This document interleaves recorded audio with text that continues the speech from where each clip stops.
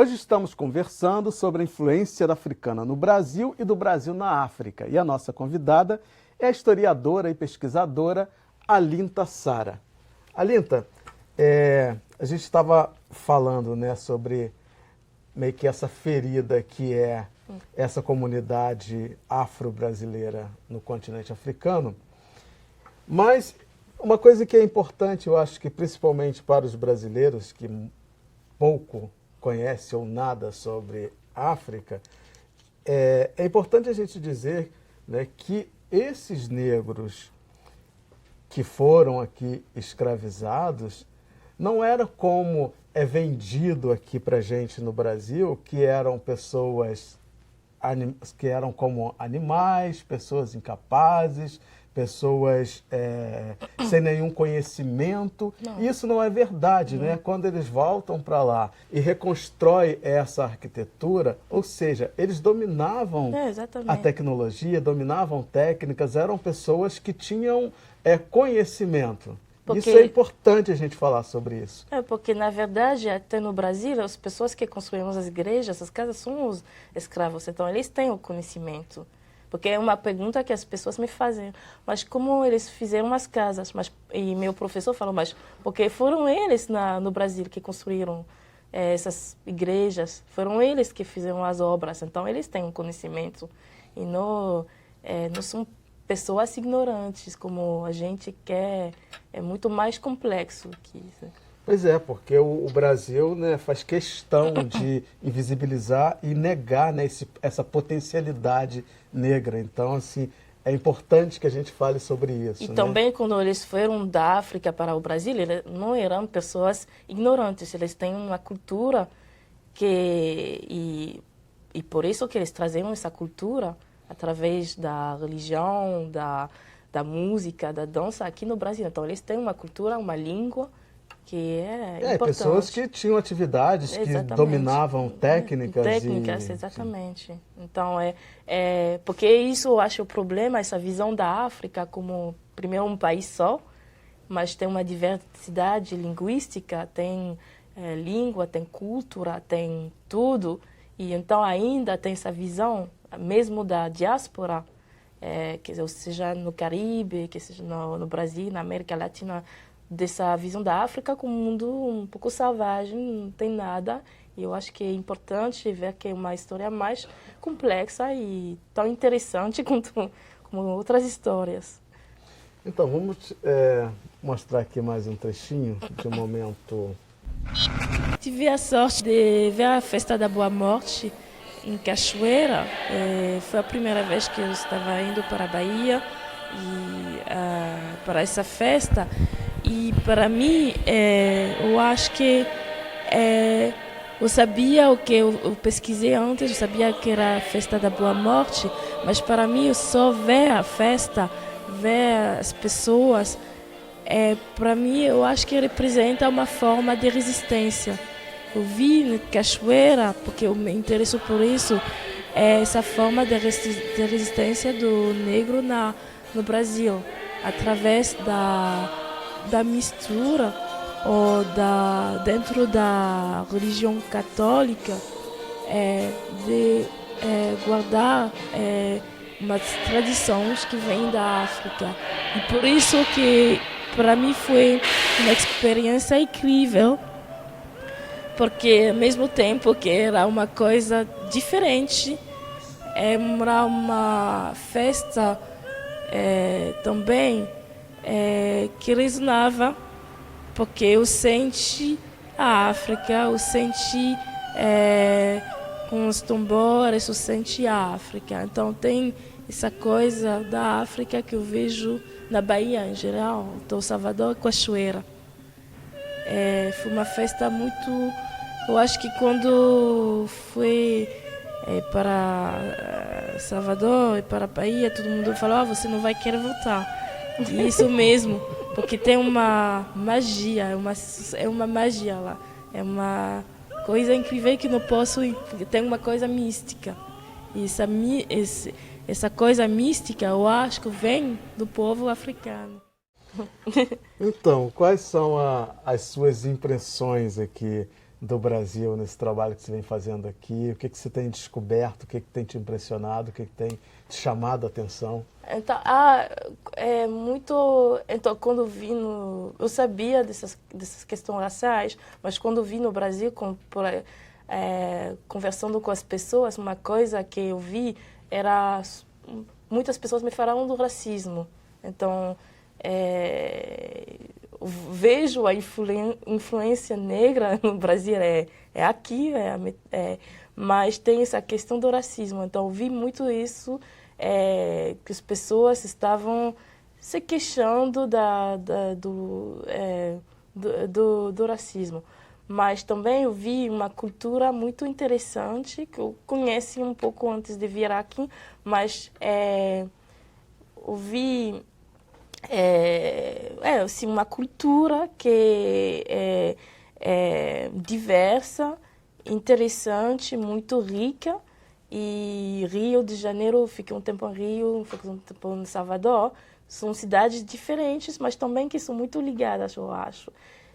Então, eu gostei muito. Em Salvador, ainda mais, porque eu vi essa presença africana, que também tem no Rio, mas ainda mais em Salvador, porque tem mais visíveis lá em Salvador. Então, eu gostei muito. Então, você me disse que te impressiona e vê, né, de como é forte a cultura negra aqui no Brasil, mas ao mesmo tempo pessoas falando de racismo, reclamando. Como é que é para você perceber isso? Como que um país que é tão negro, entendeu? E o racismo é algo ainda tão forte, tão presente? Eu acho um paradoxo. Eu acho eu compreendo, mas ao mesmo tempo eu acho que é um legado do colonialismo, da escravidão ainda é lá. Porque eu acho que tive um discurso de democracia racial no Brasil. Então esse discurso fez que as pessoas não lidaram com essa coisa da discriminação, porque por isso que para mim é importante falar da escravidão, não é para falar os pobres negros foram escravizados para o branco. Isso não é verdade, não foram os pobres negros. Né? Exatamente, mas é para falar do legado, porque eu acho que as pessoas se esquecem do legado, porque tem ainda, eu acho que em todas as Américas, no Caribe é a mesma ainda, porque tem mais negros pobres, porque é um legado. Quando a escravidão acabou, não é como se eles deram dinheiro para cada escravo, falando você vai construir uma casa, vai ter um terreiro. Não, ainda continua, porque eles foram pagados, mas poucos, e trabalharam também para nada. Então, continua. E eu acho que não falar disso, não assumir esse passado, isso contribui a que a discriminação continue. Eu acho que é um problema. E por isso que nunca acreditei nessa coisa do democracia racial, porque eu acho que no Caribe é o mesmo. É o mesmo problema. Você vê a República Dominicana tem esse problema com Haiti, com essa coisa do negro.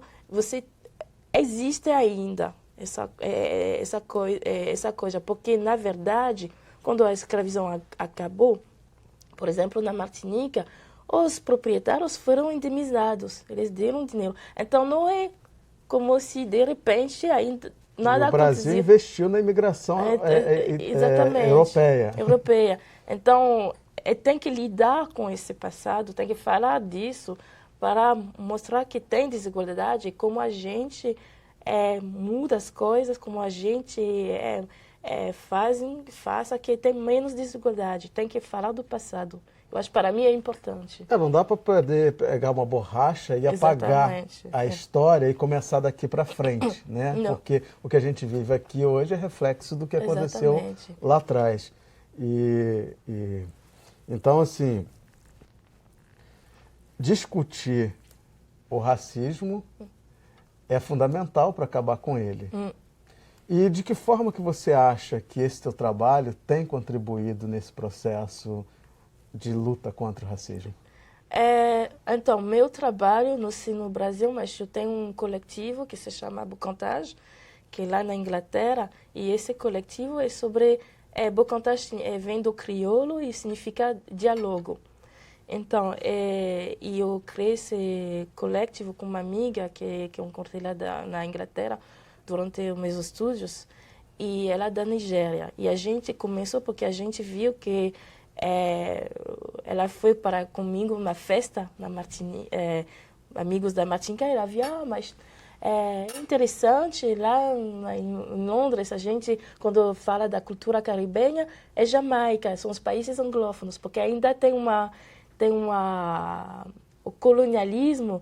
Você vê, você está na Inglaterra, você vê a África anglófona, você está na França, você vê a África francófona. Então, a gente começou a pensar nisso, esses laços entre a África e a diáspora, para ver o que a gente tem em comum, de diferente, mas também em comum, através da arte, da cultura, para mostrar que todos somos não iguais, mas tudo uma coisa em comum. Então, e o que é que nos une? O que é que temos em comum? A história, alguns aspectos da cultura, mas a humanidade. Então, somos seres humanos e temos essa capacidade de resiliência, eu acho, de adaptação.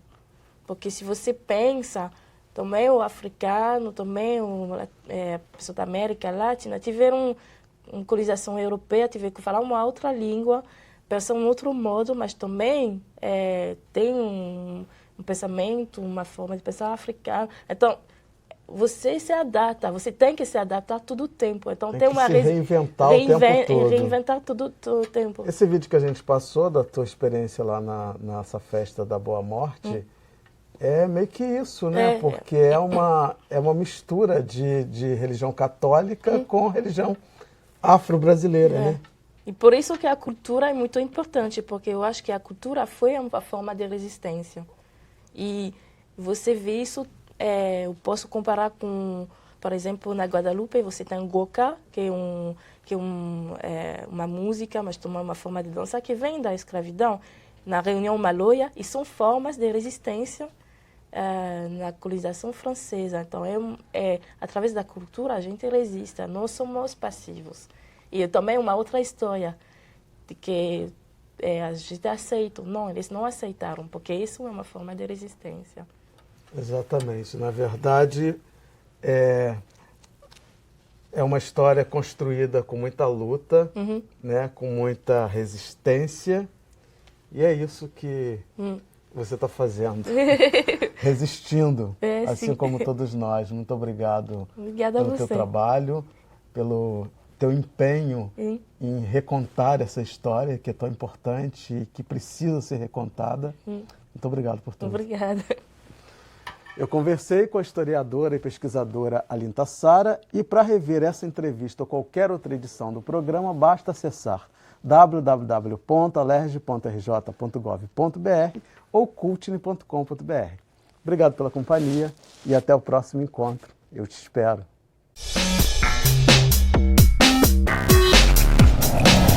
Cultine é o registro das coisas mais importantes que tem acontecido no Rio de Janeiro em relação à população negra, a questão racial, a cultura afro-brasileira. Está tudo ali no Cultine.